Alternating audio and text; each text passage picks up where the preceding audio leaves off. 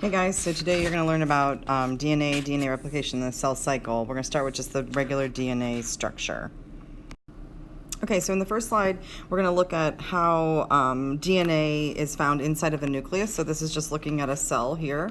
And then inside of the nucleus, you're going to see all of the chromosomes that make up the organism.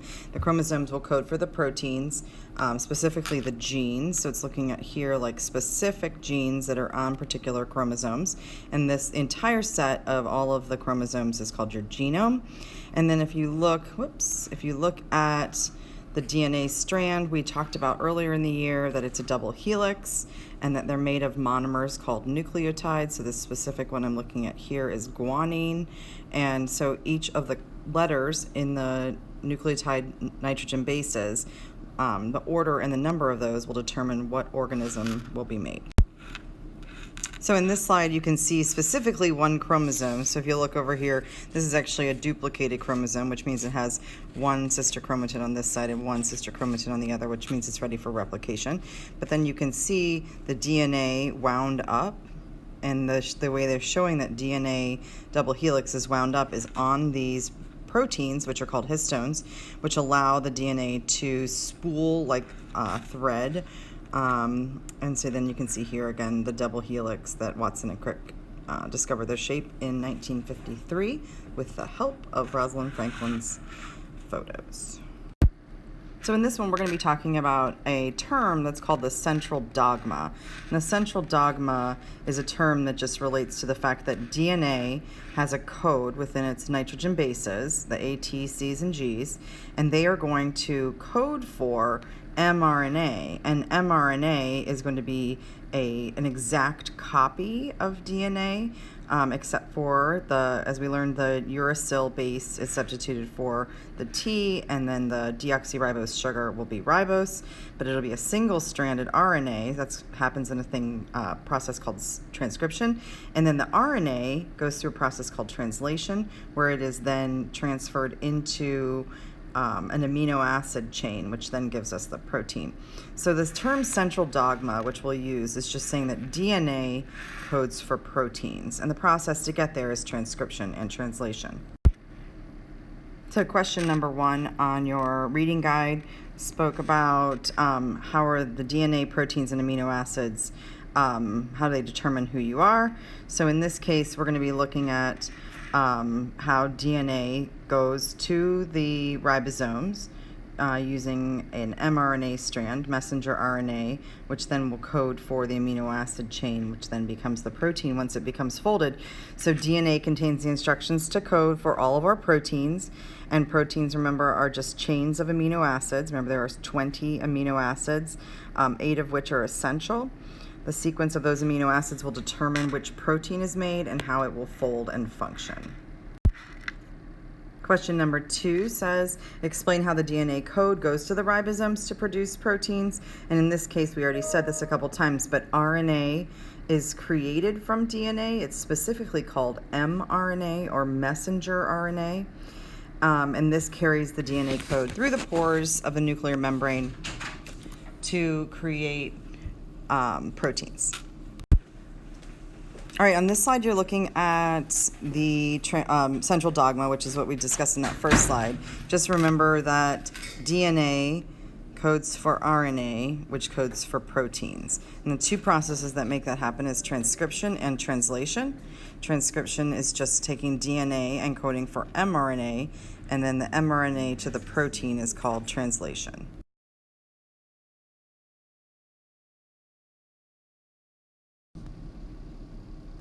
Okay, for question number 4, we're looking at Griffith, which was occurring in 1928, so a long time ago, and he was looking at bacteria.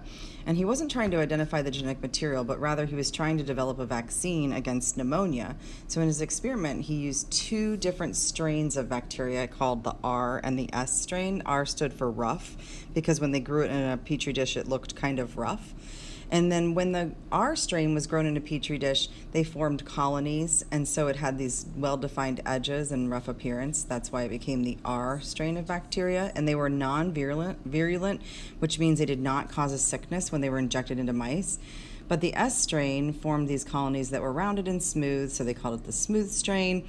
And the coat, this was a polysaccharide sugar-based coat on the outside of the bacteria, and it kept the mouse, it made the mouse sick, so it was capable of making a disease. So the mice injected with the live S bacteria developed pneumonia and died. So as part of his experiments, Griffith tried to inject mice with the heat-killed S bacteria, that is, bacteria that had been heated to high temperatures, causing the mice to die. Unsurprisingly, though, the heat-killed S bacteria did not cause a disease in mice. So he was trying to figure out what was killing the mice.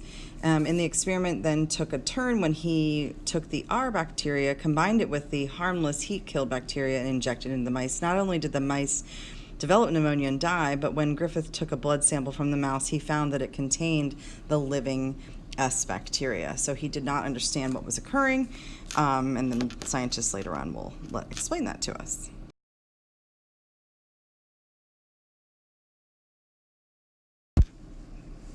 All right, so then came along Avery, and this was in the 30s and 40s. And what he did was took Griffith's experiment to the next level. He ended up identifying different pieces and parts to the bacteria, like polysaccharides, lipids, RNA, proteins, and DNA, and was trying to figure out what was causing the pneumonia and the death.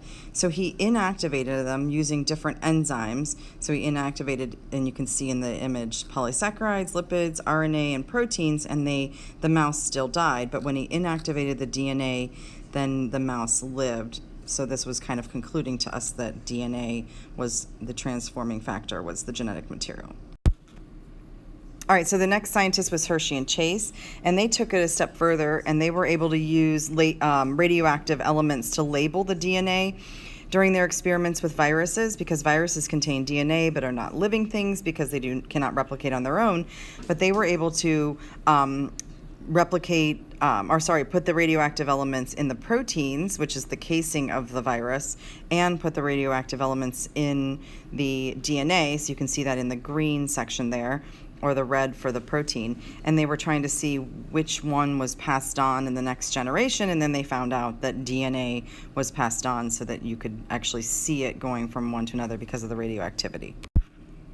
All right, so then what we learned from this is that the term transformation means when one strand of DNA is transferred into another cell.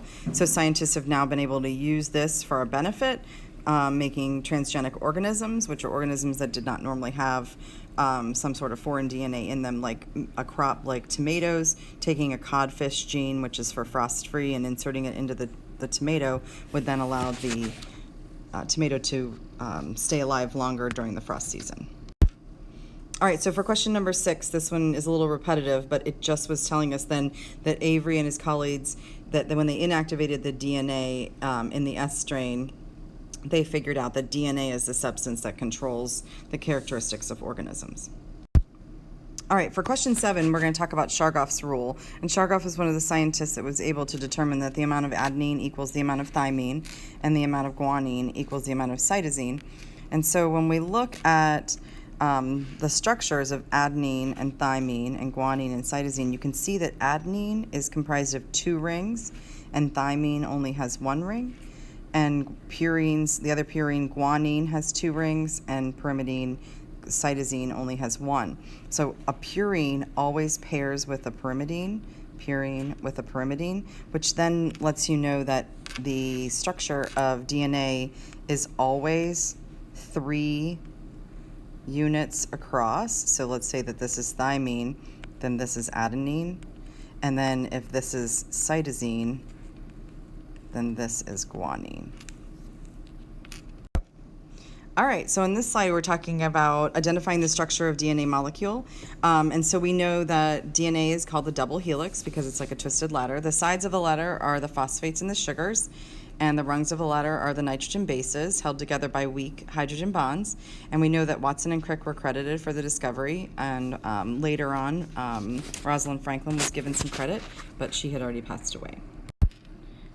All right, from the beginning of the year, we talked about what nucleotides are, and they're the monomer of DNA. And we know that the nucleotide is made up of a phosphate group with a sugar and a nitrogen base. You might remember drawing it like phosphate, sugar, and nitrogen base like this. And then on the opposite side, you'd have the nitrogen base, the sugar, and the phosphate. So we can see that DNA runs in opposite directions, which is called antiparallel.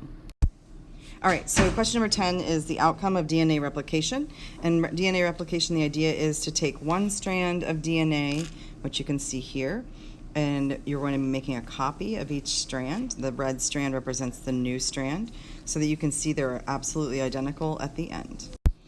All right, so why is DNA replication said to be semi-conservative? So the idea is that if you start with a single strand of DNA here, that when the strand splits and makes copies, you end up with two identical strands, but they're half old and half new, okay? So half old and half new means semi-conservative, so it keeps part of the old strand.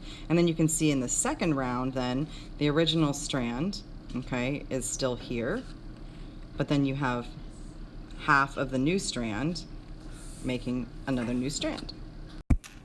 So creating the diagram that shows how DNA replication occurs, the number one thing that you need to be able to show is that there's a replication fork. So a fork is something like that, like a fork in the road. And so you can see that DNA is going to be happening at this point of origin. And on one strand of the DNA, you're going to see it replicating out towards the outside, and the other one is going to be replicating in towards the inside of the fork. This picture over here shows a really good picture of that, so you can see this one is replicating this way, and the other strand is replicating that way, so because they're running in opposite directions. All right, so in this slide, we're looking at complementary base pairing. And in complementary base pairing, it just talks about how thymine always pairs with adenine and cytosine always pairs with guanine. One of the things I wanted to point out on this slide is that in between the thymine and adenine, you have 2 bonds. And in between cytosine and guanine, there are 3 bonds. Remember that you have purines are always going to be pairing with pyrimidines. And that's how you can tell the difference between whether you have an AT bond or a CG bond. All right, so why is it necessary? Purines have to bond with pyrimidines to keep the distance between the sides of the ladder the same distance apart. So if you look over at this picture, you can see they show the cytosine as one piece and guanine is larger to represent the 2, so that you know you have 3 rings across the entire DNA strand to keep the strands parallel, like